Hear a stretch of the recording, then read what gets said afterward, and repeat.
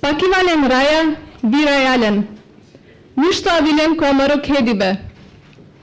Dear guests, distinguished professors, and fellow students, the meaning of the first sentence I read in Romani language expresses our warm welcome to the event.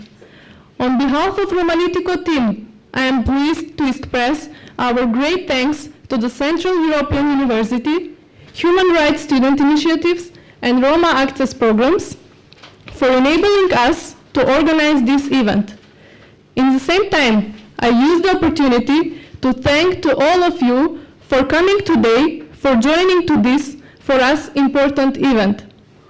Today, the Roma from all around the globe celebrate the International Roma Day. The main messages sent today from many events once again acknowledge our collective respect and dedication to the values of global Roma emancipation.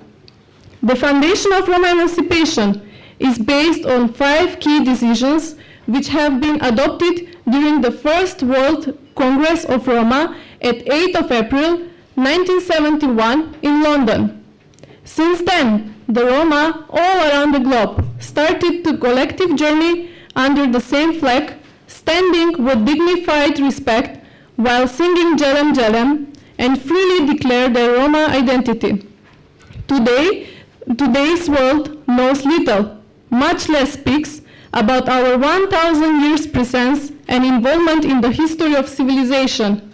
The history remains silent witness of many known and unknown injustices against Roma, besides evident facts in the work of great writers, academics, poets, philosophers, researchers, and art makers. The narratives of our founding fathers say that every single step of our journey has been forced to endure many pogroms, rejection, inhumane abuse, and torture. Despite all, the spirit for freedom and faith in humanity did not extinguish in our culture of thinking. Since 1971, we walked through the 5th decade of emancipation with united struggles to battle many forms of anti-Roma racism. Compared to other social movements, our struggle is the most civilized one, and as such, clearly indicates the patterns of development in peace and desire be integral part of the cultural system of contemporary civilization. The anthem Jelem Jelem is symbolic connection of our past with present and future. Please rise while Roma anthem performance.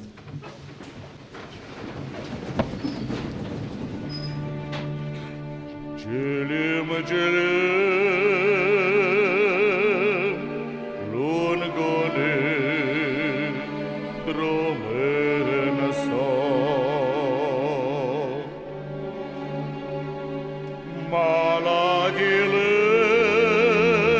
Malagilem Bachtale Romena Sa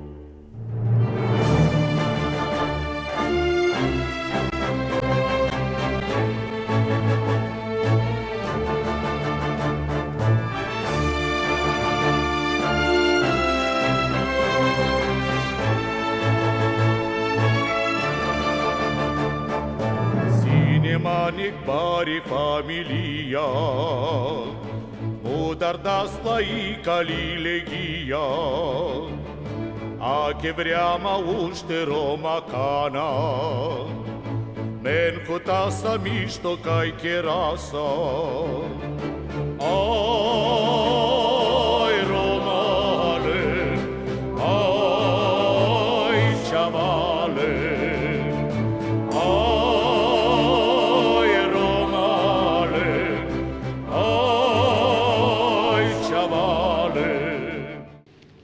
seated. Thank you.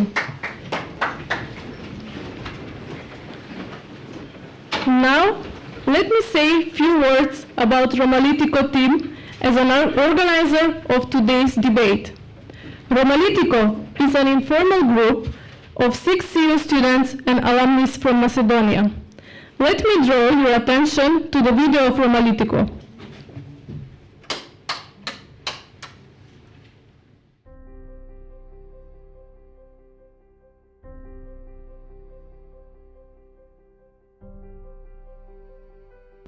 Romalitico is an academic medium created in March 2013 with an aim to critically analyze policies concerning Roma in the Republic of Macedonia. Our focus is mainly in the field of politics, economics, law and gender studies. What we really try to do is that we discuss and challenge the existing discourse and research on Roma. And now we want to offer an alternative source of knowledge regarding Roma in Europe. Romalitico is a new concept initiating debate that combines advocacy with academia. In support of social change, we attribute to the political culture and active citizenship of Roma. But at the same time, we complement to the public opinion of the majority. Coming from Macedonia, with a previous NGO experience, we often discuss about the current situation of Roma back in our country, and through brainstorming we came with the idea to open a blog. Due to the criticism of writing only in Macedonian language, we shifted to a web page including English and soon Romani version. We intend to connect the theoretical knowledge with the practical skills in order to provide recommendations and solutions of the issues such as poverty, migration, gender equality, minority rights and Roma movement. Considering the results of Romalitico, it can be seen that this is not a benefit only for us, but also a benefit for the society. In the last decade, Roma became an extensively researched topic, drawing the attention of various researchers and experts who greatly shaped the public discourse on Roma. The current representation of Roma most of the time is in a negative connotation or too generalized. Therefore, through our analysis, we want to challenge the existing representation and bring insights from us as Roma. Not only do we want young Roma to engage in academia, but we also aim to see all of us taking the lead and critically provoke the current political issue. It comes as a need. We need to have aware people that will combine different skills to overcome these problems. The mission of Romalitico is to create and promote dynamic open society through different set of activities, such as analysis, researches, consultancy, and training for public policies in Europe. The vision of Romalitico is to become influential think tank in Europe with special focus on Roma. In the following period, we want to establish a mutual cooperation with students, NGOs, policy centers, and universities in order the issues of Roma to be better and more effectively addressed. As Romalitico, we are open for constructive criticism and recommendations so that we reach better quality in the future.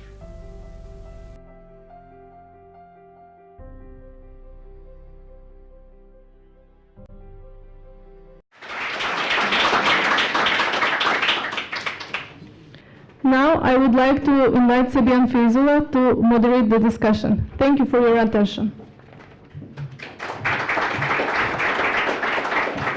Honorable audience, honorable speakers, in the name of Romalitico team, I would like to welcome everybody and wish you an enjoyable discussion. I'm Sebian Feyzullah, I'm coming from Macedonia. I'm a Romalitico team and I'm a CU alumni.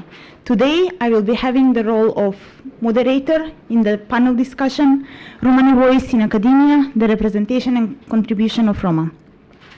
In the last decade, Roma issues became research topic among different researchers, policymakers, national and international organizations, including universities, which seriously contributed on shaping the discourse on Roma.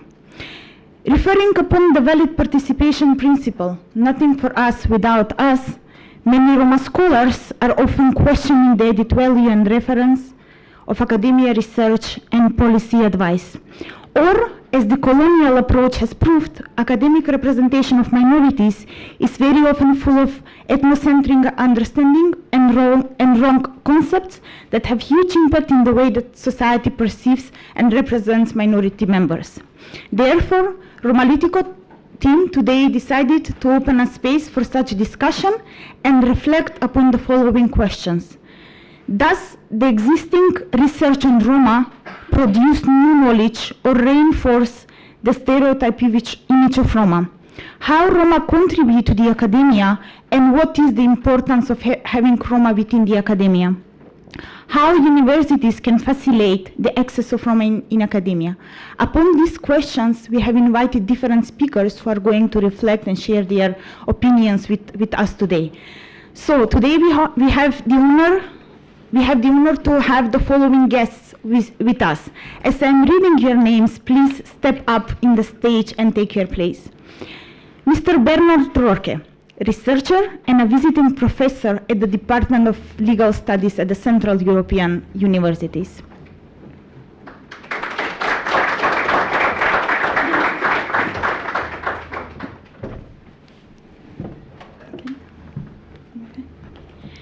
Mr. Julius Rostas, researcher and a visiting professor at the University of Corvinus, Budapest.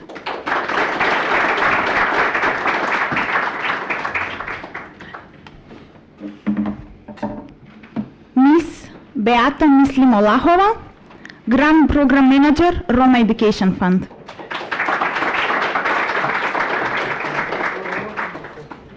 Ms. Silvia Rezmovash, National Officer for Romat 2 and Romact in Hungary. Mr. Suad Skenderi, Romalitico team, and an MA student at the Department of Political Science at the Central European University.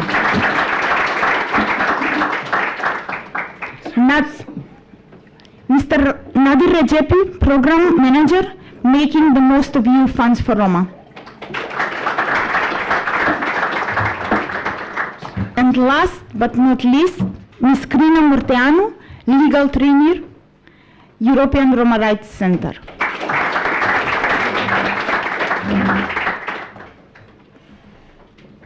Before I give the space to the speakers and we hear their reflection and opinions, I would like to shortly introduce us the floor of this discussion. Each speaker is not going to have more than 5 minutes to reflect upon the mentioned questions and share their opinions.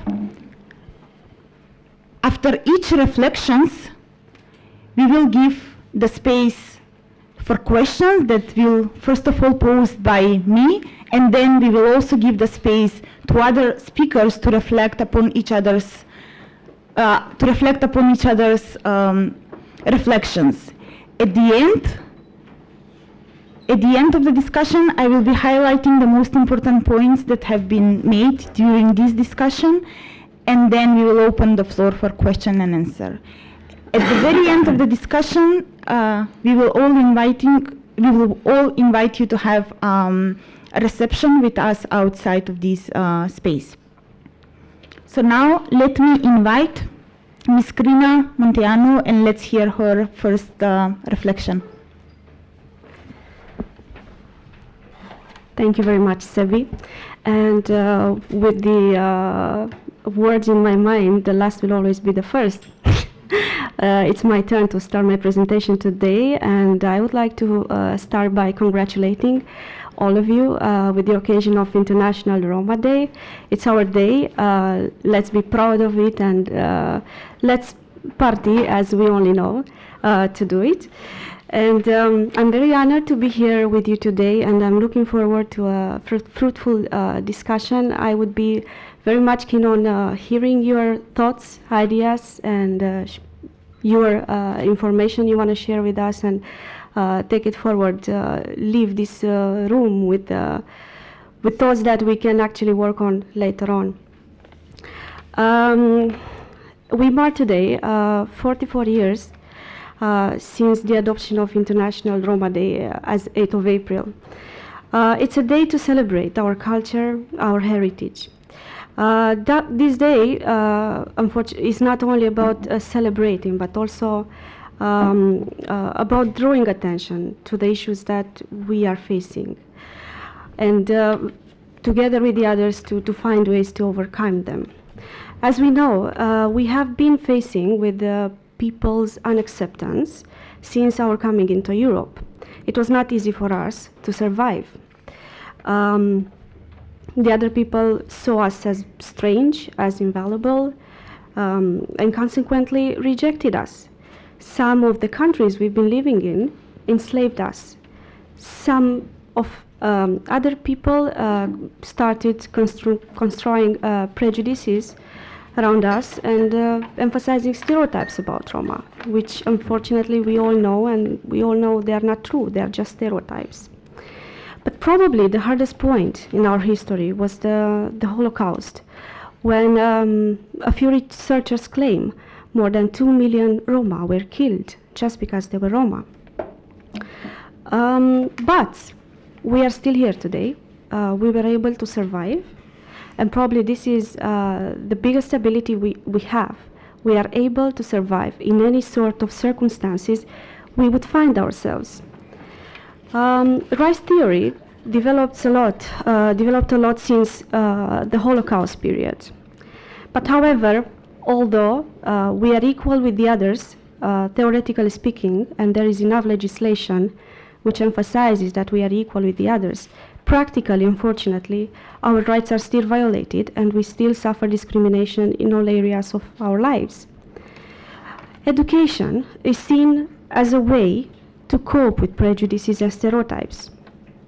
In my opinion, stereotypes can only be deconstructed by way of education, by way of promoting the smart Roma intellectuals, and by way of proving to the others that there are no differences between us and them. Increasing the pool of Roma intellectuals in Europe, it may be seen as a way towards acceptance, towards tolerance, towards integration. That is why I believe that education, both primary but also higher education, is of utmost importance to our lives. Not only because in this way we would actually fight against prejudices and stereotypes, but also because it helps us understand ourselves. It helps us understand that we have rights, and it gives us the ability and the knowledge we need to fight for our rights. Unfortunately, there are still Roma nowadays who do not know they do have rights. There are Roma who probably don't know that today they have to celebrate and be proud of being Roma. So we basically, the Roma intellectuals, which unfortunately is not a very big number compared to the total total population of Roma in Europe, have a moral duty towards transferring our knowledge and our ideas to the ones who are less fortunate than us, the ones that actually are at the grassroots level. And it's very important for us to always remember that we have this moral duty, and we should make sure that through our work we help the others. Helping the others, we are actually helping ourselves. And only understanding how education works will be successful. Of course, it will take long time to make the others accept us, but we have to keep ourselves positive. We have to only think that without education, we cannot actually fight against the others who are actually violating our rights. So it's very important we continue this fight. I would just like to refer a bit to the different programs that have been financed here in Budapest at Central Europe universities, which actually increase the number of Roma intellectuals, not only in Budapest, but also at European level. And I think we have to understand that the way of seeing the things is probably some people from outside see them as an affirmative measure, some people from inside who actually know that affirmative measures are of temporary, have a temporary character, and they are only basically used until the difference in educational outcomes is reached, and then they are stopped. It's very important for us to understand that we as Roma must not always rely on these measures, but have to understand that we always have to be competitive, and we have to always work hard for what we want, and it's not enough to only benefit of education. And then unfortunately, I don't know, somewhere going out of the scene of this Roma movement, which I personally don't believe it exists. But of course, we have to also understand, I think, and that's important, and I'm talking also because I'm also a product of such programs. It's also important to understand that we have the moral duty I was talking about earlier to support the ones who are in need, to support the ones who didn't have such a chance, to support the ones who didn't have the opportunity to study at this university, and to make sure that we will make an impact in their lives and in our lives. Today is particularly an important day because in this day we must cherish the efforts of those who dedicated their lives to the cause of Roma. But also, it's a day to take over from them and continue the fight. We, the young Roma, we have a special duty to take it over from those who are now not anymore in a position to continue the movement, but to take it from them and continue it ourselves. And make them basically transfer our knowledge and ideas to the ones who really need it. Of course, talking about this acceptance is not enough if we only understand that, but it's also very important that the others understand and accept us. It's a two-way game. It is not working as a one-way game. And that's very difficult to achieve, and that has been one of the main challenges of our work, of our researches, and so on. Having said that, I would like to emphasize once again that it's very important to have Roma in the academia. It's very important to increase the number of Roma intellectuals, because only in this way we can actually benefit of their intellectual thought, and only in this way we can shape the public attitudes based on reliable and in a very transparent manner. And I'm very much in favor of the principle nothing for us without us, which I believe, that's why I believe that the involvement of intellectual Roma in the process of implementation of rights or policies is critical, is the key to actually being successful. Therefore, my last message to you is that let's all come together and put in our efforts to continue the fight and make the others join us. Thank you very much.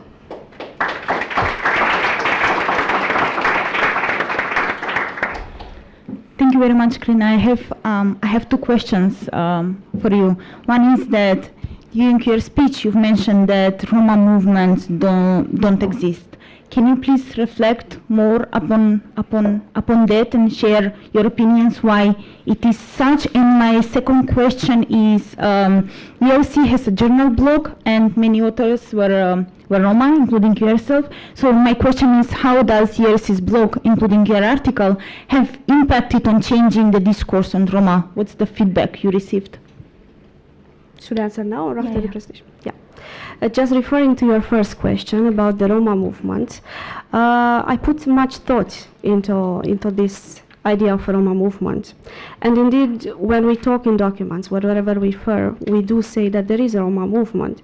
But unfortunately, somehow I feel that the Roma movement is not as present as we would want to be. And probably the main reason is that there is something I think there is something to do with us, with Roma. We need to be a bit more organized and come together and be more, be one, basically become one, and this is how we make the movement possible. And the second thing is that, unfortunately, although we have many policies, and I was saying earlier, rights, theoretically speaking, the Roma still suffer. The Roma around Europe still suffer. And of course, it's not difficult. It's not easy to change mentalities of the people. But again, I'm emphasizing that we Roma have to come together and understand one for all that without being together and putting our efforts together, we won't be successful. And that's why, in a way, I'm happy that still we talk about Roma women in a differently put it. I'm not so happy because I think we could have done much more. But I think we have to understand that we must come together. And it's not enough that only here we are together and have different speeches and presentations. Yeah. And about your second question, indeed, European Roma Rights Center has a blog which was created recently, and where we, as the employee, can post articles on different topics which are not, so to say, related to the official views of the European Roma Rights Center.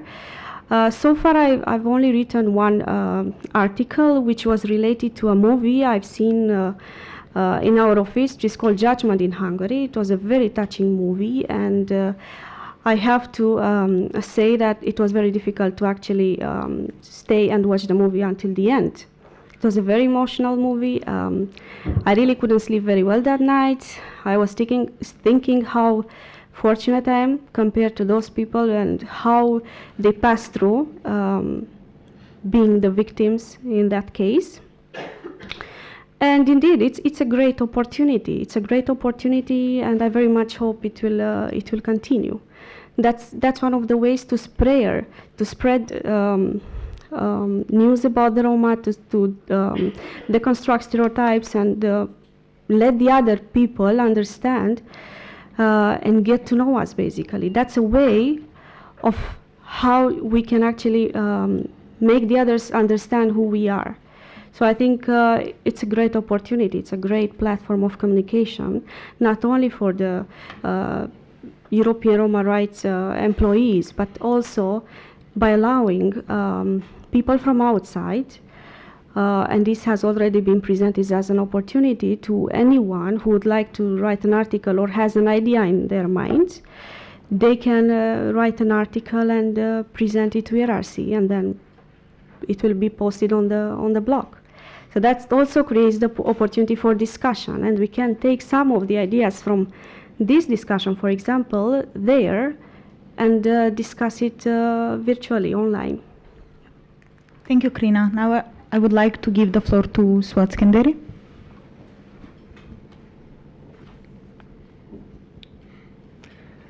First of all, a very interesting fact of statistic now.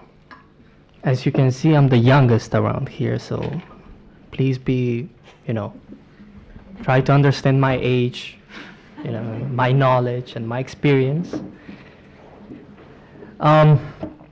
I will reflect on some of the ideas that I personally, on the behalf of Romalitico, believe that academia is moving towards too.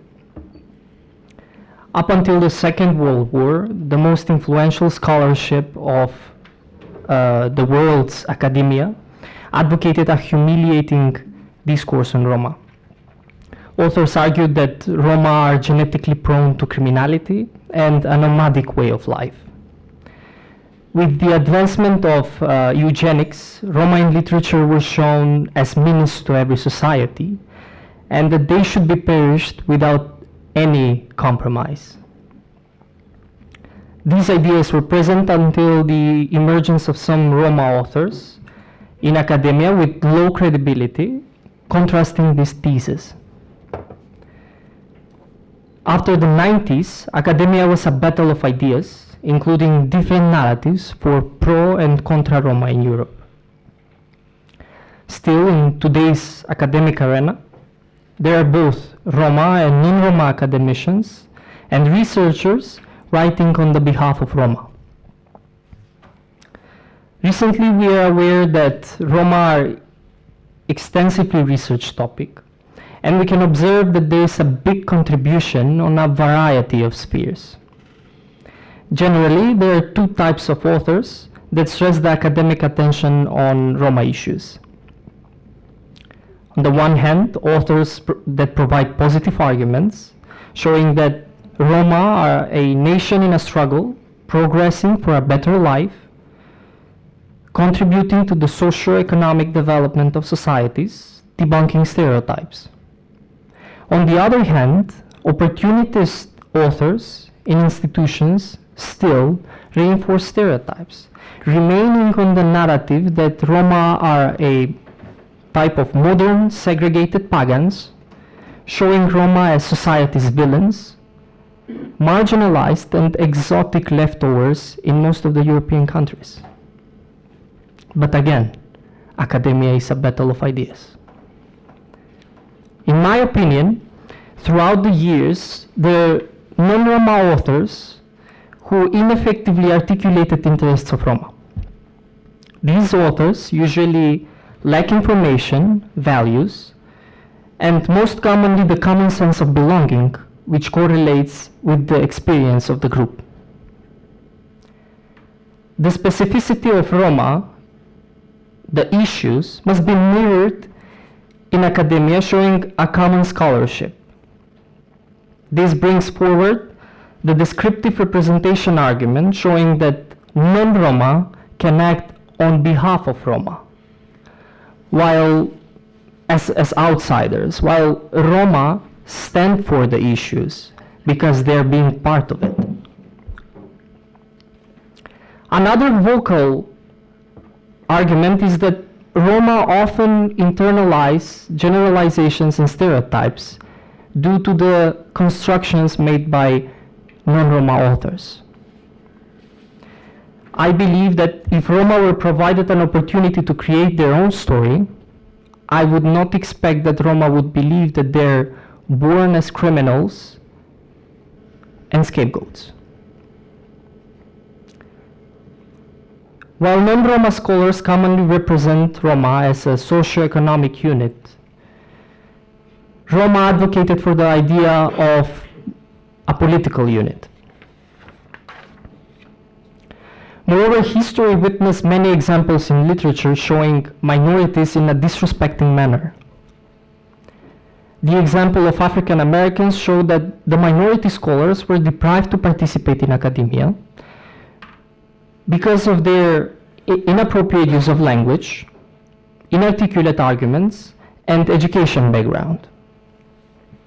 Derek Bale famously said that the exclusion appeared as an old patriarchal family where parents would usually say to their children, "Keep quiet, we are talking about you, not to you." Similarly to this argument, Roma face the same excuses not to approach academia and keep mute for their own issues. This is why I draw your attention to the necessity of Roma in academia. Academia must acknowledge the existence of Roma scholars building their own scholarship with a common aim. It may be true that Roma can be biased on this topic, but I believe that academia should include biased arguments of Roma as well. With the existence of biases, we can emerge a discussion moving from the deadlock of the monopoly of truth. Moving to the end, I would like to salute the initiatives by CEU and other similar institutions supporting Roma programs and courses on Romani issues. I strongly urge institutions to follow the example of CEU, providing opportunities for Roma to reach their potential. This is not an advantage only for Roma.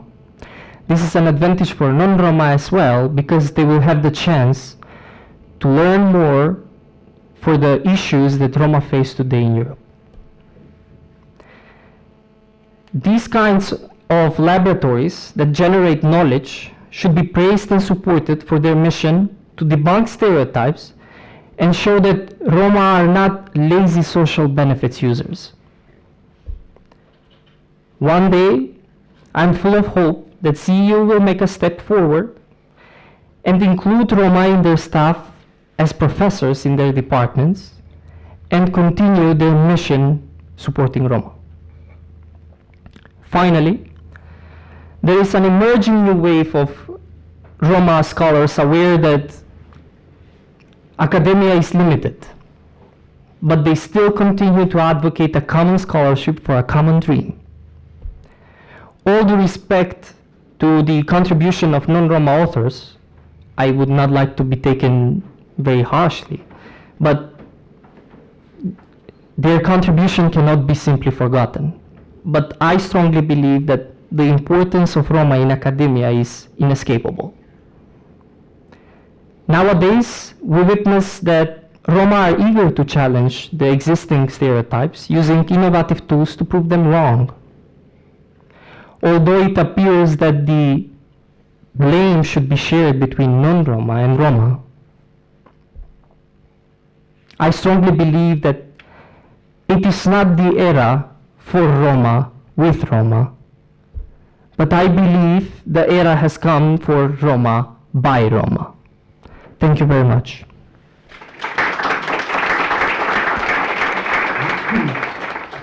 Thank you very much, Suat. My question for you is, in your opinion, how does Romalitico contribute on the existing academic research and discourse? We're 2 years young, not old. We are 2 years young, and we try to, as I said in my speech, we try to challenge the existing stereotypes in academia to reshape, to prove that they are wrong in a web page, aiming to be the academic medium for the target group. Now, another thing is that we want to advance this, open up, and take this to another level, bringing a mobile application, which will be soon, mobile application that will be accessible to people, that they can read, inform, reflect, debate, anything that can provide a story that we will not be ashamed of. Thank you once again, Suat. Any of the speakers willing to reflect upon Suat's speech? Okay. Beata, now you have 5 minutes. Thank you. I need to switch it on, or it's on?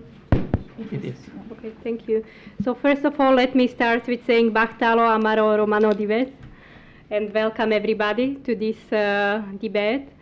I would like to share with you my experience mainly from my working profile, since I have been working already for a number of years in an organization that is actually close to the topic, because the Roma Education Fund, as many of you know, do support tertiary education scholarships, and it's the largest scholarship program for Roma in Europe, and I would say even worldwide.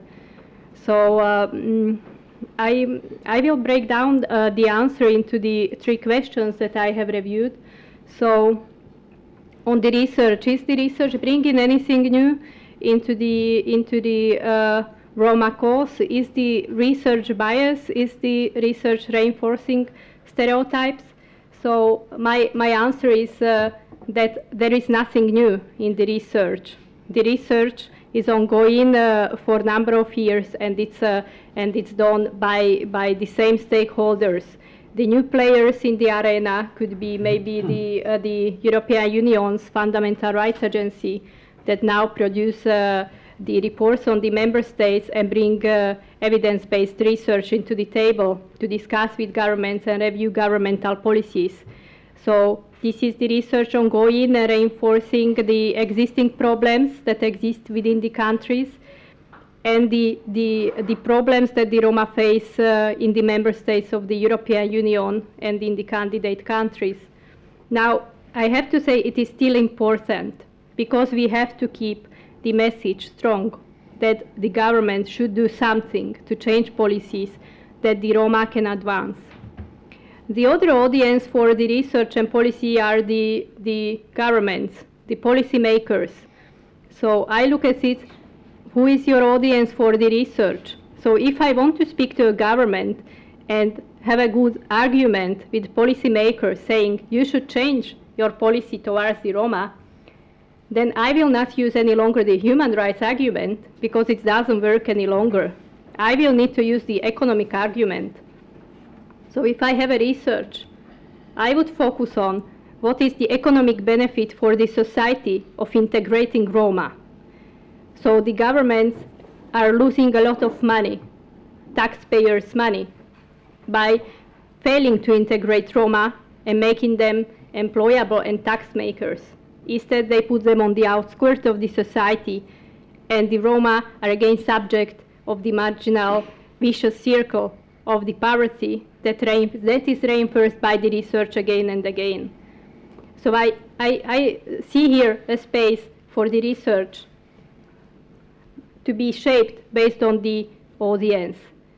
If I'm interested about the donor communities investing monies and money for decades into the Roma, I'm looking at evidence-based research and longitudinal research and bringing evidence that the programs actually work.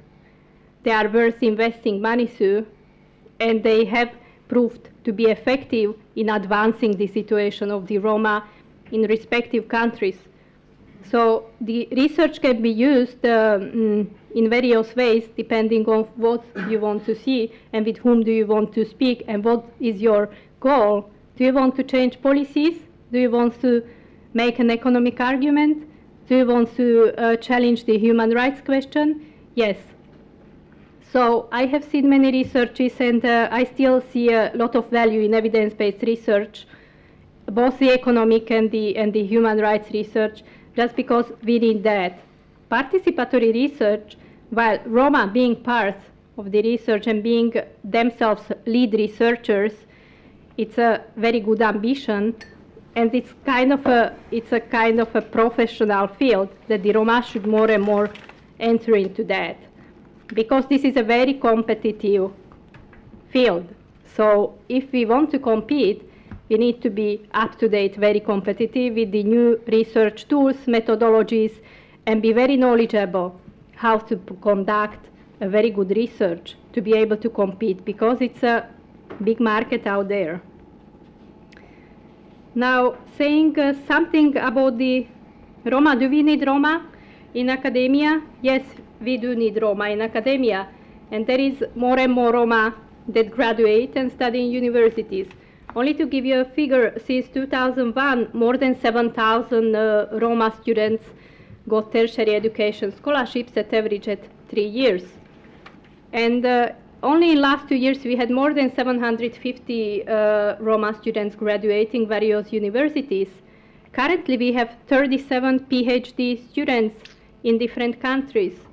The Roma do not only study in their countries, they go abroad, and they study respectively PhDs, MAs, and their first degrees in other countries. Just to tell you, we have 25% of about 150 people studying in UK universities, in France 11%, in US as well 11%, but Roma scholars are found also in Japan, Spain, Portugal, Denmark, Russia, and in many other countries. So here we are a large group. We can see each other, we can also not identify each other. We might see we regress, but we actually progress. So I believe that this trend is going to continue, and the graduation levels and rates of Roma will increase more and more, and there will be opportunity for everyone to challenge professionally the anti-Roma stereotypes that are currently in the society, because it is everybody's role. If you are an economist, it's still your moral duty to do so. If you are a public administrator, it's still your moral duty to do so.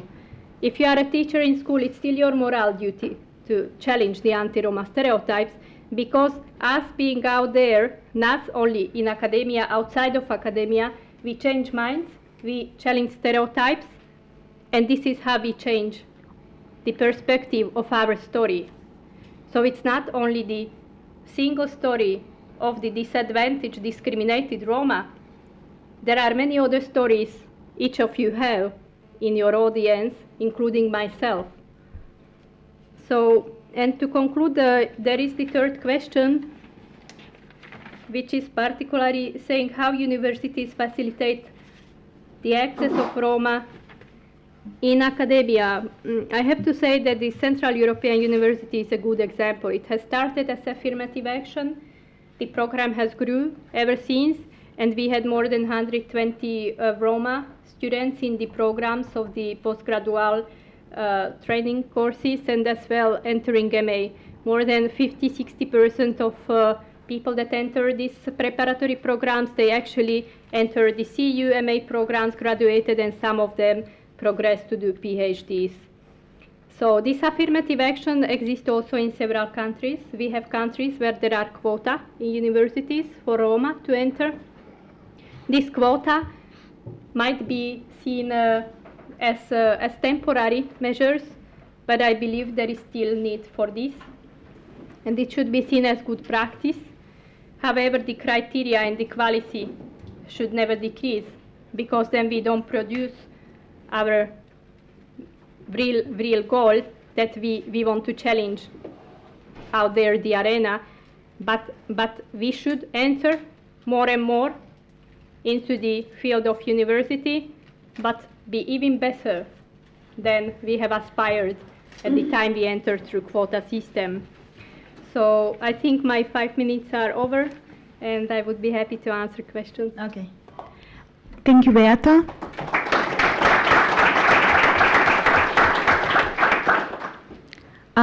Can you please tell us how Roma Education Fund as an institution stimulates development of new academic group?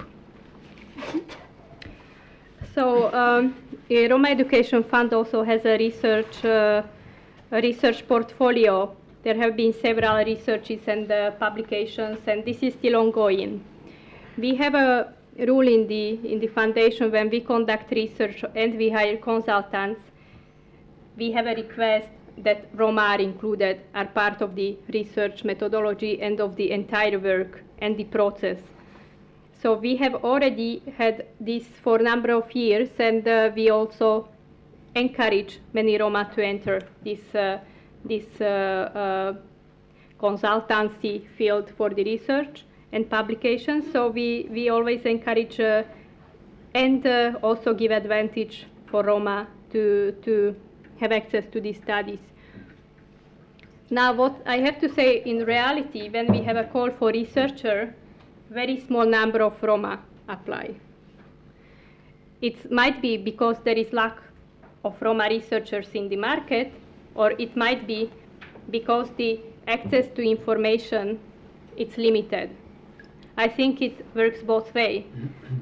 And we require several times research to be conducted in English language. So we have started recently a project with the University of Sussex in the UK, where they are going to research participation of minorities in the research, and actually young Roma PhDs are going to take part in this. There will be an exchange program, and they will have ability and possibility to work in different researches and conduct their own research as well. So it's very much in the agenda of REF, and we try to use our scholars as much as possible. Even now we have around 37 PhD students across various countries that we really think how to include them more and more in different activities. Yeah.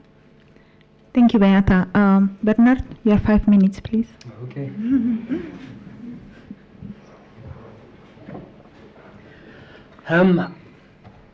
The Romani scholar Ian Hancock once remarked that when a community loses a sense of its own history, when you cannot tell people where you came from, it's open season for outsiders to construct your identity. They can fabricate your history. They can ascribe to you a varied and absurd cluster of so-called essential characteristics and basically disparage you and denigrate you as the mood takes them. Now, over the centuries, Hancock reminds us many wild hypotheses surfaced. That Roma were moon people. They came from inside the hollow earth. They were actually Jews who fled medieval pogroms and hid deep underground for many years before resurfacing dark and dirty. That Roma were not actually a real people at all, but were made up of the criminal dregs of lots of different societies who deliberately darkened their skin with walnut juices and made up a secret jargon so they could practice criminality. Now today, the hypotheses about Roma might not be so wild, but they remain way wide of the mark. Much public perception of what it is to be a Romani person remains wildly distorted. Too often, what is said about Roma in public is wickedly disparaging. And what is read, online and offline, is deliberately dehumanizing. And it begs a question. How come, in an age when even the racists know that there's something fundamentally nonsensical about racism, and knowing that compels them to wrap their prejudices in the rhetoric of cultural difference, how come anti-Gypsyism remains the last seemingly acceptable form of racism in 21st century Europe? How come that beyond the hardcore of haters, wider public attitudes towards our friends, colleagues, and fellow citizens of Romani origin range from indifference and ambivalence to resentment and overt hostility? How come these attitudes constitute such a pervasive form of common sense to the extent that anti-Gypsyism is deemed banal and unremarkable? Now, many of those who produce and reproduce knowledge, who generate scholarly output about Roma, stand accused by the scholar Mihai Surdu of fomenting a curious consensus on who the Roma are and reinforcing stereotypes. He describes how Roma have been subjected to a variety of scientific practices: counting, classifying, demographic predictions, mapping, photographing, and DNA profiling. All these practices, he says, are part and parcel of a trained vision that itself needs to be observed. Something he promises to do in his eagerly awaited and forthcoming book. Now, in my less rarefied language, when it comes to the production of knowledge about Roma, we need to look closely at the lookers. I remember picking up an academic publication purporting to explore gypsiness. The author had spent many months living among a Romani community in Transylvania and found herself particularly taken with the Bulibasha, Yoshka, and his wife, whose name was Curva. I was taken aback. I thought this was some kind of misprint, and I read on, and there it was on every other page. Curva rose early in the morning, Curva did this, Curva did that. I showed it to my colleagues, who were appalled. For whatever the intent of the author, the lack of quality control that could allow this to go to print inferred a basic lack of respect for the Romani community in question, the objects of this research. Now, it's obvious to most of us that the way in which experts classify people has consequences for those who are classified. If the researchers keep producing research that reinforces images of the Roma as an undifferentiated mass of deeply impoverished, largely illiterate recalcitrants who stubbornly refuse to integrate, then this allows people in high places to say obtuse things about Roma.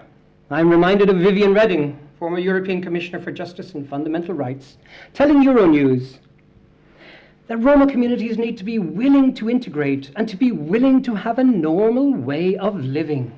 Now, public perceptions of Roma, common sense understandings of what it is to be a so-called gypsy, are so distorted that it seems to escape the notice of many commentators that hundreds and thousands of Roma are in fact integrated, studying in schools and universities, working in various professions, running their own businesses, successful in the media, visual and performing arts, and actively employed across the service and manufacturing sectors. It seems to have gone unnoticed that many hundreds of thousands of Romani families are unobtrusively leading what Commissioner Reding calls a normal way of living. And it begs a fundamental question about what exactly they mean by integration. There's no time for me to pursue this line of questioning right now, but to answer the question, how does the existing research reinforce stereotypes or produce new knowledge? Now, the phrase existing research encompasses a vast body of work, good, bad, and indifferent. And my answer is there is much research out there that is truly enlightening, much out there that is valuable and worthwhile, and much that plainly is not. What is the importance of having Roma in academia? I cannot overstate the importance of an increased presence of Romani scholars right across the academic disciplines. For so many years, the deliberate failure to ensure that all Romani children and students have unhindered access to quality inclusive education, the deliberate perpetuation of systems of undeclared apartheid and segregated schooling, amounted to far more than an abuse of human rights. It has amounted to a willful and malicious squandering of Roma communities' most precious assets, the intellectual capacities of future generations. So I am heartened by the increased presence of Romani students in higher education, in postgraduate studies, more and more going on to do PhDs as part of a broader emancipatory agenda. As for the knowledge production, it's clear that more and more Roma will do the talking and the writing rather than being talked and written about. And more Roma will be better positioned to counter and critique what is written about them. More and more Roma will be better positioned to critique and challenge the institutional racism and discrimination that obstructs progress and denies equality of opportunity. And more Roma will be aware that this is not just peculiar to Roma, but part of a wider struggle. On a recent visit to Britain, the African-American academic Cornel West, author of Race Matters, among other things, was asked if race still matters. He said, yes, the form of institutional racism and formal racism is very much there. White supremacy is very much alive in Britain. If you scratch below the surface, you'll see just how race matters. It's not as raw and as coarse as it is in the US. He said, you have 10,000 professors in Britain and 50% professors of colour. 10 women. This is pathetic. This is ridiculous. The meritocratic brothers and sisters say it's just a matter of merit. And if they were doing their work, you'd have a higher percentage. And you say, please, get off the crack pipe. There are brilliant black and brown people who could gain access to these professorships. Something is happening. Something is indeed happening. And in challenging racism, it's time perhaps to break with cultural explanations and remedies, break with individualized definitions, like ethnic identity, and put the spotlight on the workings of these institutions. And to close on a Roma-specific note, I would like to again quote Mihai when he says it's time for experts to show more prudence in their assumptions, descriptions, and methodologies, and to begin to depoliticize Roma ethnicity. And high time to challenge any assertions that lend academic credibility to incorrect and dangerous perceptions that Roma are somehow fundamentally different to everyone else. Thank you.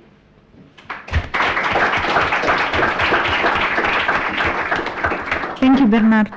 My two questions for you are, how we can fight racist discourse that come from the highest institution and profile of people?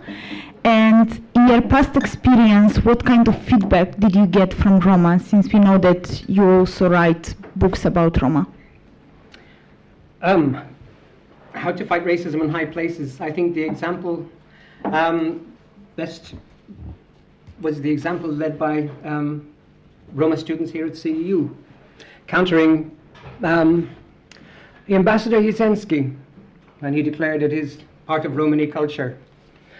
That brothers and sisters and cousins marry and have sexual intercourse with one another. The excuse given by the Fidesz government was that he spoke in his capacity as this was as an academic, not an ambassador. So I have no comment to make. The challenge by students, activists that came from here to his international credibility had called on him to publicly answer for this statement and resulted in, shall we say, a diminishing of his public stature, are far more effective than calls for bans on hate speech. We need to find the best ways to counter the kind of talk that poisons the public discourse. I would call for elected officials who engage in hate speech to be dismissed from office. I would hope at a European level that we reach a minimum standard of acceptable behavior in public office. I have not great grounds for optimism in Central and Eastern Europe at the moment based on current practice. But we need to be inventive, we need to be determined, and in challenging hate speech we need never to let up. And we need to remind people, we need to record these incidents because they're so quickly forgotten. It seems there's very little that stands today as public memory. What's said yesterday is already forgotten by tomorrow. So it is important to document these incidents, to remind people when they stand for national office 5 years later that they said this, to remind the public before they vote for somebody that this thug was involved in racially motivated attacks in this village and now he intends to stand for parliament. So we need to record, we need to document, and we need to challenge at every possible opportunity. And we need allies. We need all political parties that somehow have retained a commitment to what is liberal in democracy to stand up and take a principled stance, to counter hate speech, not to tolerate it within their organizations. So if the Socialists and Democrats in the European Parliament call for an end to hate and love and peace everywhere, then they need to insist that their sister parties in Bulgaria, in Romania, in Hungary, in Italy, in Spain and France do that. So the calls from Strasbourg and the calls from Brussels need to filter down to the capitals and the towns and the villages where Roma communities sometimes face existential and physical threats to their own safety and security. Sorry, your second question? No problem. Since you are also writing books about Roma, what was the feedback that you received from some Roma? Well, I've never had time to write a book. I've mainly been writing blogs and articles, and I would have to say that the reactions I've got have been, by and large, very encouraging and complimentary. So, but I'm open to be criticized and attacked at any time. I'm fair game for that as well. Thank you. Mr. Rostas? Thank you.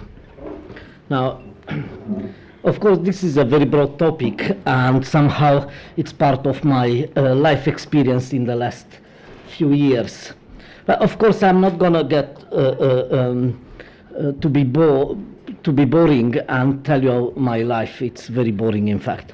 But I would rather invite you as well to reflect on 3 important points that I consider when we talk about Romani voice in academia. And one important point is what kind of relationship is between Romani studies or a broader academic discourse on Roma and the actual situation of Roma.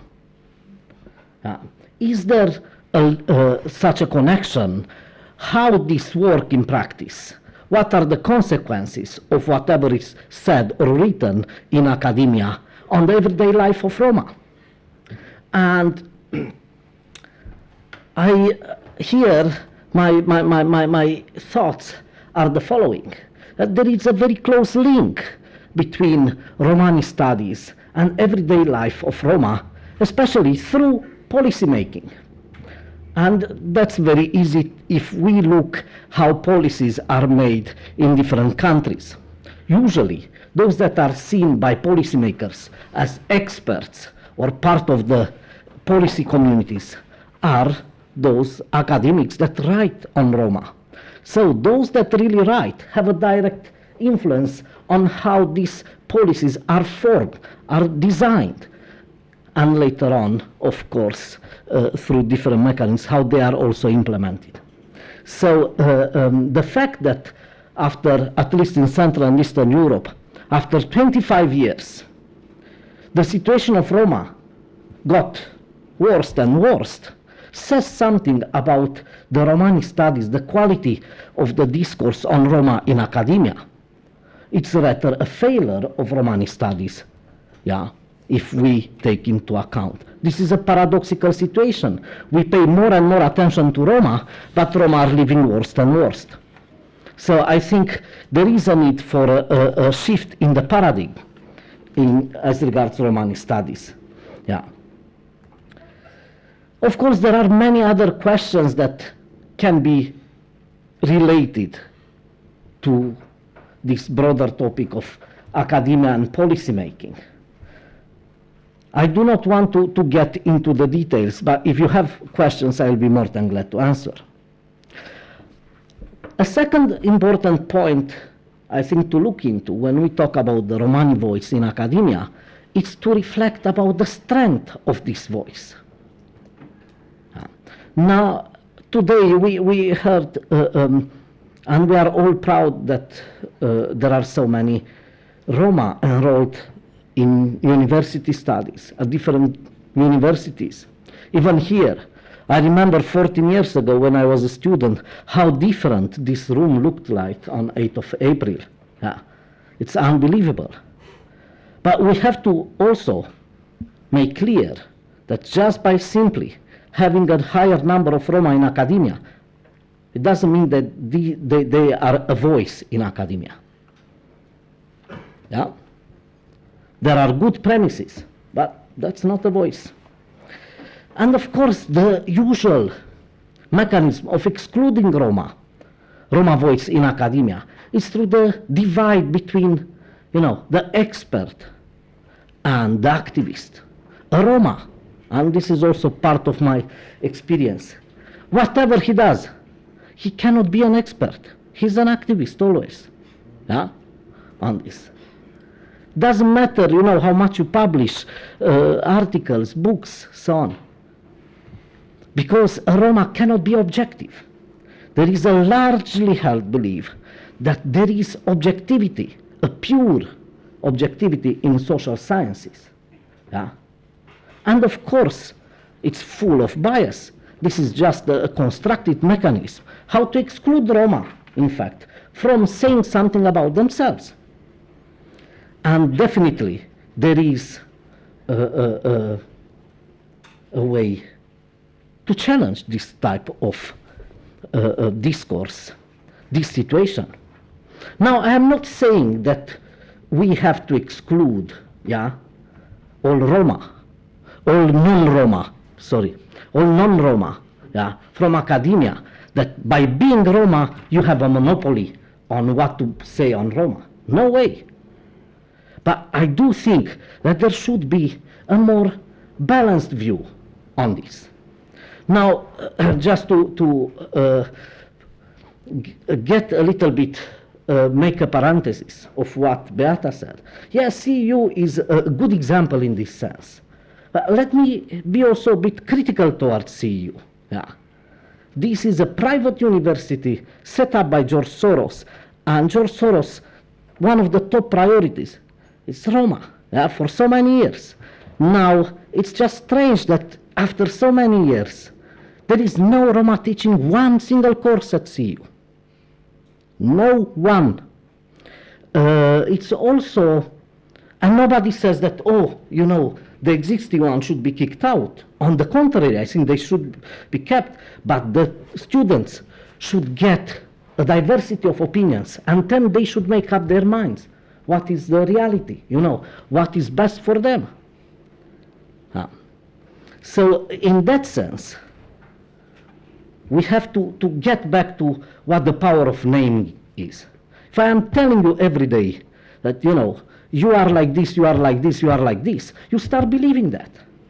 Yeah? If you are taught that Roma is a group that, has no ethnic identity, and that's repeated over generations and generations, including in the school, then of course you start believing that, and you question, and you internalize this kind of nonsense. So, maybe you are surprised, but this affirmation was made by one of the most important aspects, most important experts on Roma. In fact, just to give you another example of a major stupidity in academia, and I am sure you all heard this, Romology. Now, I never heard about a science on some specific group of people. Yeah? I never heard of Hungarology, Americanology, or something like this. But I heard about Romology. I think that's the biggest stupidity I have heard on Roma. There are many others. But now, if I try to evaluate a bit where we are nowadays, I'd rather go back to Jan Hancock, and what he said. I think this was the title of one of his books, that we as Roma, as regards academia, we are engaged in a struggle for the control of Romani identity, yeah? And I think this struggle is unequal. It's tough. You risk to become marginal, yeah? Not to be loved by the general public, or to be put aside. But at least those that I know that are engaged in academia are quite satisfied with what they managed to do. I think, you know, by getting Roma into academia, besides that it's nice and colorful, and it's more diverse, I think they can bring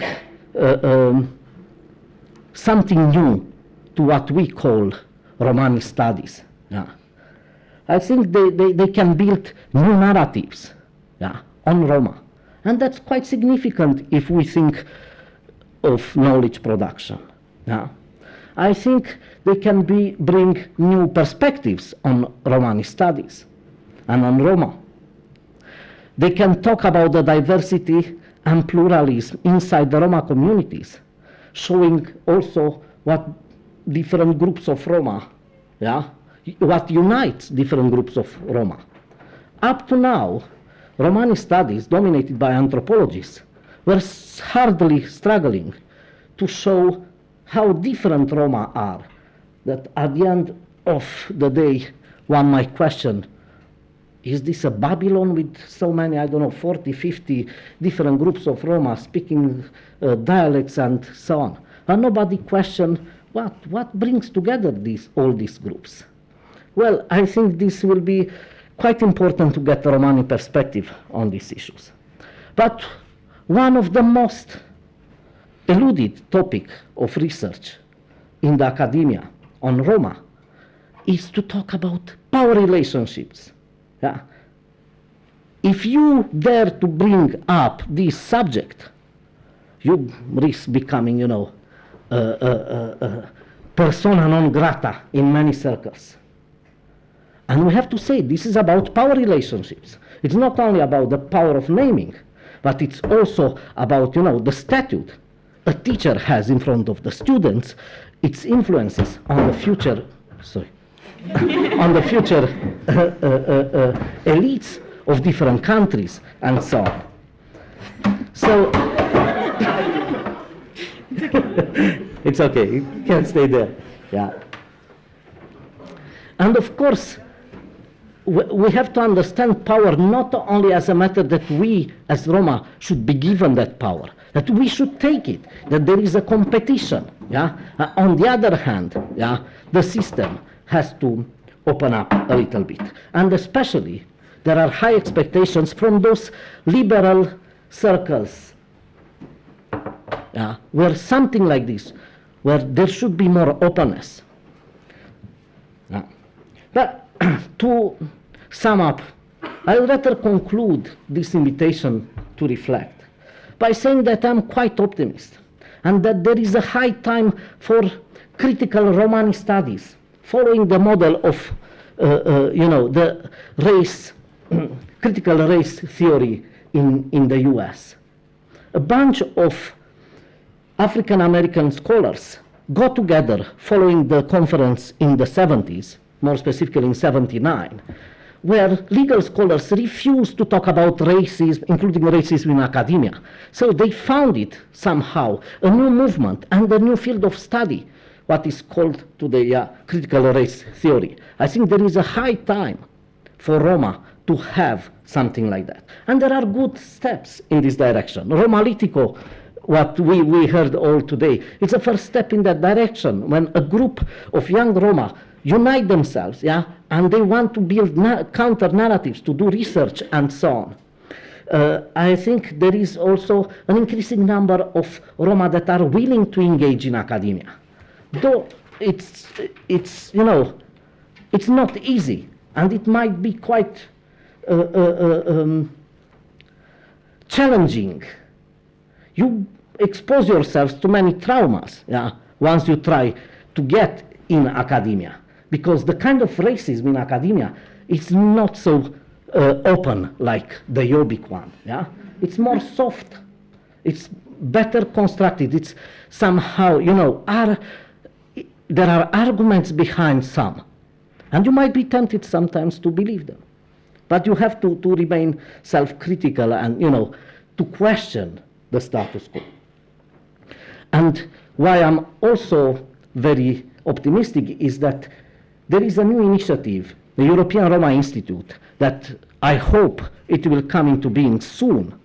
And as the plans are nowadays, is to bring also Roma researchers and academics in a section of this institute to do exactly what somehow I underlined, to build new narratives, to conduct alternative researches, and basically to be critical of the current situation in Romani studies.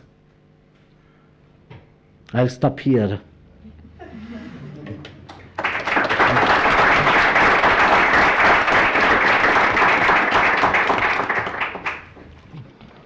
Thank you very much, Julius. My question is about the European Academic Network on Romani Studies.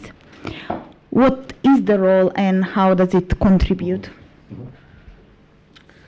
Well, no, I don't remember, was it 3 years ago or 2 years ago, the European Union and the Council of Europe decided to bring together different academics on Roma and to create a network so they can input policies towards Roma at international level.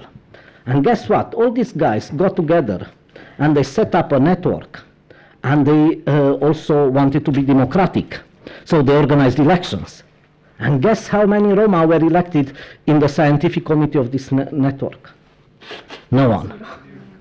So just imagine how absurd is this, setting up European academic network on Jewish studies, or in US, an American network on African American studies and having no Jews or no African Americans in its leadership. Only then you get the sense how stupid this is. But that's not all. Now, with the proposal of the European Roma Institute, where somehow a group of Roma intellectuals and artists are also involved as co-founders, there were several reactions, strangely enough, coming from those liberal non-Roma that are always, oh, I am the Roma friend.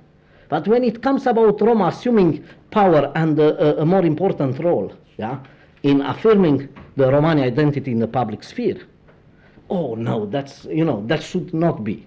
If you read these reactions, I wouldn't give the names because the persons are not here to, to defend themselves.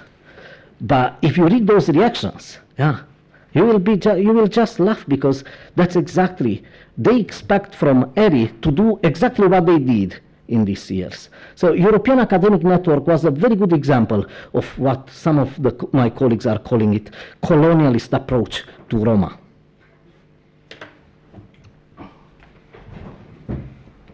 Thank you very much. Sylvia, it's up to you. It's 5 minutes. Yeah. So I think this International Roma Day really indeed a good excuse to speak about Roma specific issues, and I'm very, very glad to be here among you, and I wish all of you a very happy International Roma Day. Why? So I'm looking around, and we are here at CEU, and we all know that CEU has a very multicultural environment, and I would be very happy if this could happen in other universities, for example in Hungary, those who are dealing and who have a scientific faculty. So just go to the questions, the 3 questions. I am trying to reflect on that, but I also had 1 question to Julius. Maybe we can. He will come back. Yeah, he will come back. Okay. So, just to reflect on the first question, I think it's very important when the research. So when it's good, when the research is good, I think it's good when it has a methodology and well-prepared and defined tools to implement the research. Because if they don't have the good tool to revise the truth, the research includes deficiency on the methodology. There is a high risk to reinforce stereotypes. However, the best studies and writing can be used for wrong purpose as well. For example, a lot depends on the reader's attitude and how she or he interprets the text. In the same time, it is very dangerous when a researcher gives statements without analyzing social factors and think over on historical and structural background. For instance, around 2008 in Hungary, there was a research on examining the mentality of those people who are living in Roma settlements. And this research has a very false methodology, let's say, and it's bring a high-level discourse among the professionals about its finding. I don't know, maybe some of you know this research, and there was a very, very articulated reflection on that. But this, I'm just saying that using and choosing the methodology of research, we reflect on how you are, how the researcher can contribute to bring more stereotypes into the society and into the public opinion.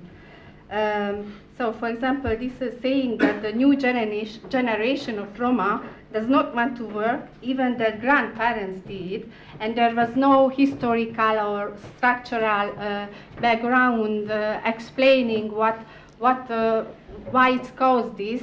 Then those who are reading can use this kind of reflection or statement for discrimination against Roma. This is very dangerous, and there are high risk on this. Wrong methodology eventually false facts which can reinforce stereotypes against us. So I'm just repeating myself. Roma professionals' participation in researches also can prevent to produce false knowledge on us. This is why a good policy to have Roma participation in researches, because this can give a kind of I cannot say a good methodology for those who are not Roma and they are researcher for so many years. This is a vice versa. We can study from each other. So how I was involved in some of the researches, I'm not a researcher, so I'm not saying that, but for example, when I went to the field and we were preparing with the non-Roma researcher team, so somehow I was aware that I'm a kind of handicap because I am Roma. Even I couldn't feel myself professionals as they are. Of course, I wanted to be, or I had the feeling to be well prepared. But this is also came when I had this experience. In the same time, we all know that in Hungary, István Kemény national surveys in 1971 and 1993 and 2003 was methodologically sound representative research. I think Hungary has the necessity to repeat a kind of survey. And I don't know who's going to do that, but I think it's very important to have a national survey like this, which methodologically have no mistake. And Kemény surveys produce for the country new knowledge about how to deal with Roma issues, and predicted in advance that the situation of Roma will worsen. Since then, we haven't seen that decision makers have real will to properly deal with the issue affecting Roma people in Hungary, for example. So Roma can contribute to the academia with their professional knowledge and capacities. That's my simple answer to the second question. The individual's professional performance is the key to contribute to academia.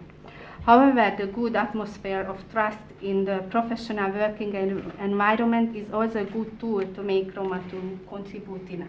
I'm saying this because I had this kind of experience, how the atmosphere is really was important for me. It's depend on the person, I think, but it was very important for me.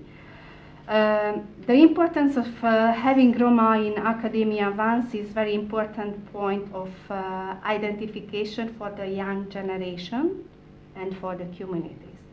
Secondly, the creation of intellectual Roma elite can influence the social and the political process and can formulate suitable social policy recommendations such as no Roma doing this.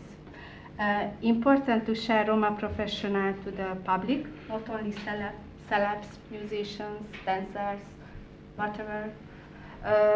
Shaping the public opinion by having Roma professional in public bring us closer to awareness raising, I think. To have Roma in different role than the romantic one can change the attitude of public opinion. So the ideal arrangement when someone is very well satisfied with their Roma identity and good enough in her profession.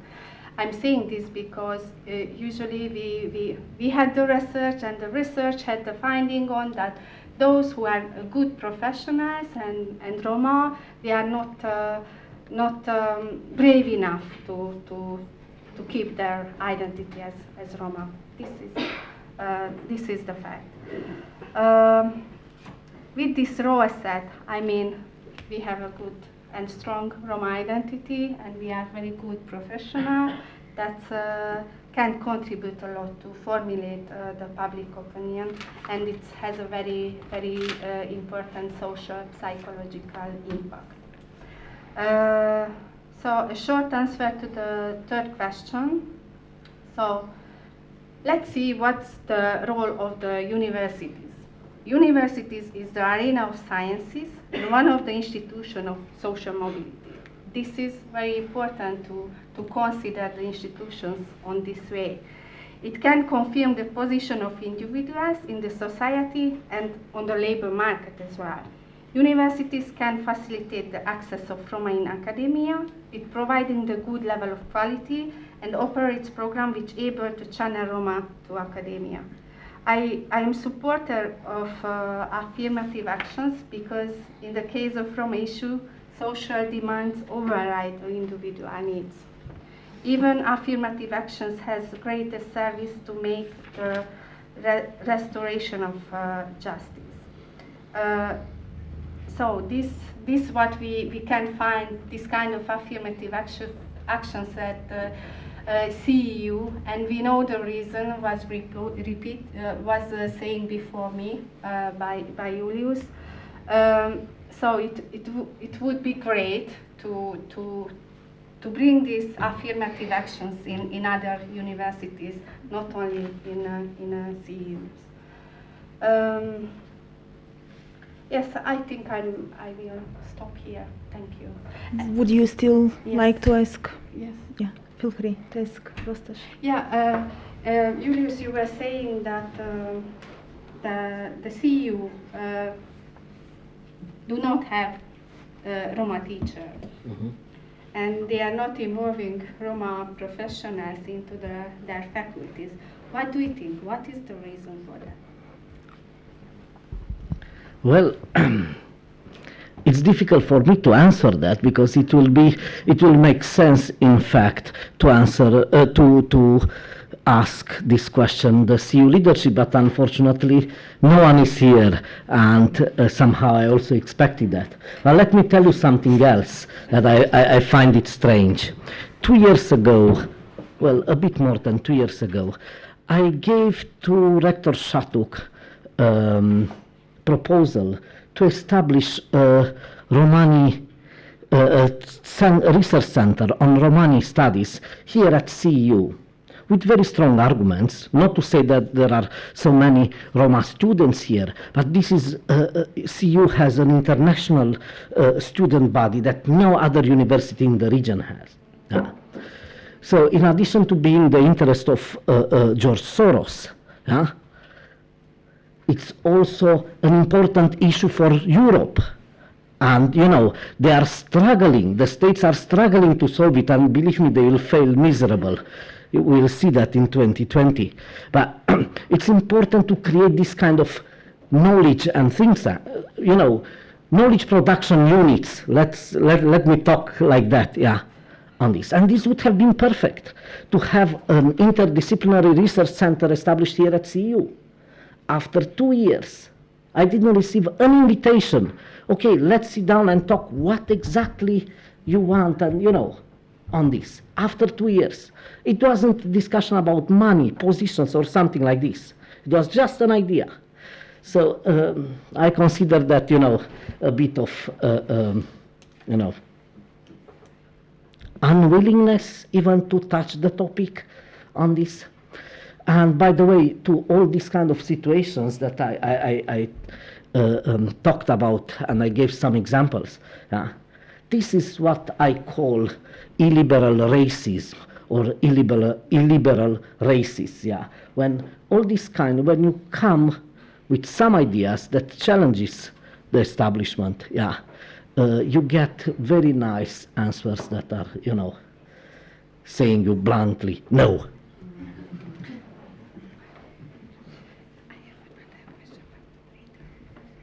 Okay.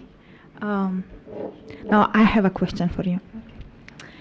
Can you please tell us how do Roma in Hungary tackle racist discourse towards Roma in academia and in general? That's a, I don't know, very huge question to me to let me to answer in a proper way. But so you should know that I'm not satisfied at all about the dealing of Roma issue in Hungary, and I am not seeing that the Hungarian Roma intellectuals are very strong, and I think all of us know this. And so it is when there is came to reflection, there is always someone else who are not, so there are always an added countries to, so we have always someone else from abroad as well, so and sat together with us, and we are reflecting with the support of other professionals from other countries, or other activists, other members of Roma movement from different perspectives. This is my answer. Okay, thank you, Sylvia. Last but not least, Mr. Nader Recepi. Thank you. I feel privileged to be the last speaker because, you know, what was already mentioned, and I have now a choice to not repeat what was already said, but just to extract my main thoughts regarding the 3 questions. But in my reading, I consider them as 5 questions because they have some kind of combination of 2 more double dimensions in that. But to go immediately to the main points. I mean, my first point is an advice to you that we should not isolate the Roma research from the mainstream academic discourse. And if we try to do it, it will be very wrong. And going back in the history of Europe, we will find all the mainstream narratives, but also the system of cultural beliefs across the time and geography of European societies towards Roma. And in that regard, my second point here is that in the last 2 decades, if we take this frame from the introduction, the research on Roma didn't change radically compared to the last 100 years. And as Julius mentioned, I will also confirm that there are still strong correlations and similarities in the mainstream questions about our identity, culture, behavior, and living standard. And all these are, conceptualized in one singular conceptual box, which are trying to define us and describe us as the mainstream perceive us. I don't know how many of you heard about Rajko Đurić. Okay, few. Oh, good number. Can you speak up just a bit? Yeah, I'm trying, yeah. So Rajko Đurić is a member of Serbian Academy of Science. He's very well-known Roma activist, one of the first in the international Roma movement. And just to reconfirm what Suaz already mentioned, he made an analysis about what was written in the history of Europe, European academics and studies on Roma, and he puts them in the four main discourses, like how the Europeans are writing in the books, in the literature, in whatever science on Roma. So the first one starts from the early medieval period, describing us as an underclass prone to criminal and with low IQ and many other dehumanizing traits. And this was the peak reached in the Nazi era before the Second World War. And then after that period, we are, or he is identifying slow shifts in the vocabulary of the academic thought. So after the Second World War, this trend still goes, against the overall perceptions paternalizing the Roma identity. And there are publications which explicitly or implicitly dispute our basic identity features, claiming that we don't have our language, religion, culture, history, even that there is no Roma music. The third discourse is that coming from the 70s on, that started the visual demonstration of negative labels throughout the art images, photography, and theater performances produced by different scholars around the continent. And the fourth discourse is about the genetic research, which tries to substantiate the social anomalies of Roma, including our identity, origins, and our physical and mental properties. I also dare to say that in the last 2 decades, there is some soft improvement in the research vocabulary when debating issues on equality, human rights, and social inclusion discourses. But yet this is far from the private reasoning of ordinary European citizens, as most of the academic products, as already mentioned, remained in the shelves of policymakers and this kind of classrooms and events of civil society. My third point also here is that who goes to the broader perspective of human systems in our societies, in which we have to make clear distinction about the role of research as an integral part of education, knowledge market, politics, and culture. I mean, here we have to admit and not idealize that research is some perfect instrument in defining the truth for not only for Roma, but in general for everybody. And in this, we should be also aware that the education as a system is imperfect, and it has its own externalities, which are still, in general trends, trying to be solved. I mean, I will mention that the education produces also a stratified knowledge and also stratifies the societies. And my recommendation to you as a future elite of Roma, the main dilemma is, are you going to legitimize your intellectual or whatever capacities to Roma or to mainstream institutions? And this is your big dilemma and challenge in the future.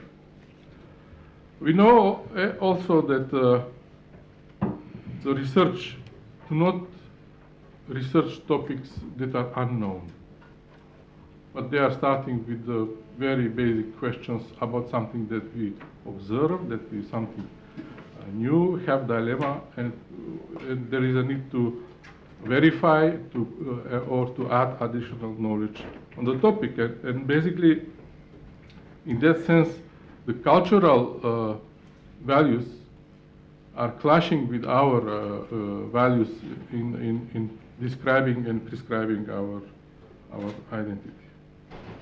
So simply, the research as a tool cannot simply escape from the established conceptual boxes and existing knowledge platforms. We know that research logic has to comply with predefined standards, mostly applied through rigid and technocratic steps, which disconnect the theory from the empirics. The other dimension of the question, whether the new knowledge produced on Roma brings some improvements, I mean, it should not necessarily mean that the new knowledge is being right or correct or brings some new positive developments. And this is applicable to irrespective to the ethnic background of the people. How Roma can contribute to academia, and what is the importance? I mean, for us it's of course important, but for the others, might be not. So I would like to emphasize that academic work is not something new for Roma. I mean, many generations we have known and unknown Roma who've been part of academic field, especially after the Second World War. But we remained to be dominantly consumers or clients of the academic thought.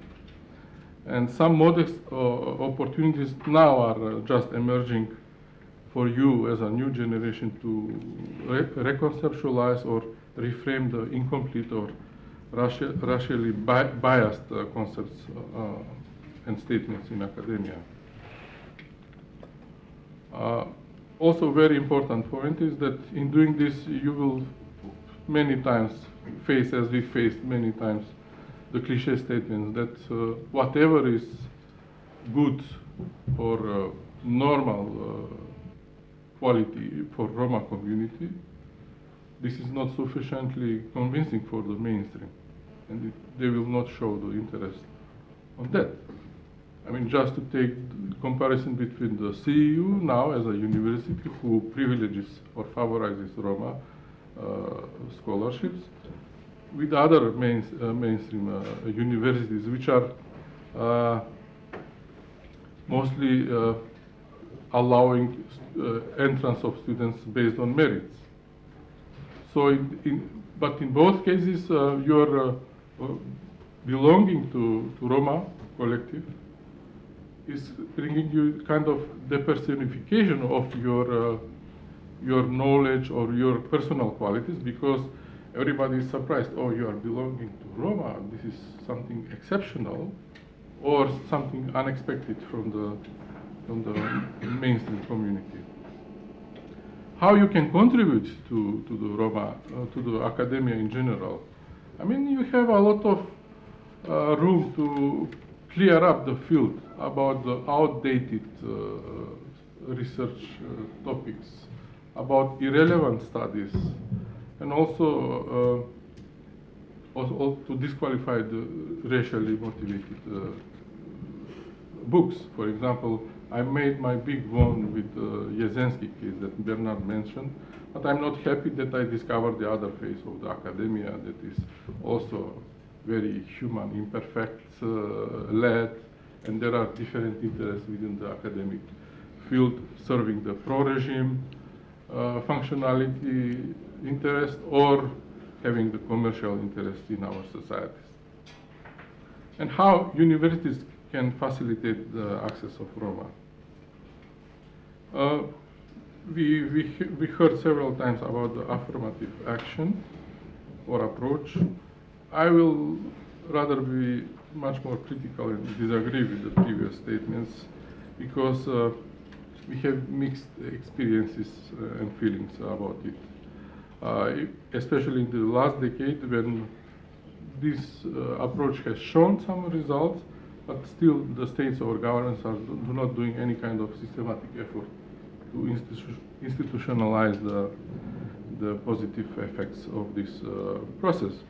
Universities can facilitate it, but under certain conditions. First, that we met their commercial interest, and in parallel contributes to the broader recognition of institutional reputation. Thank you very much.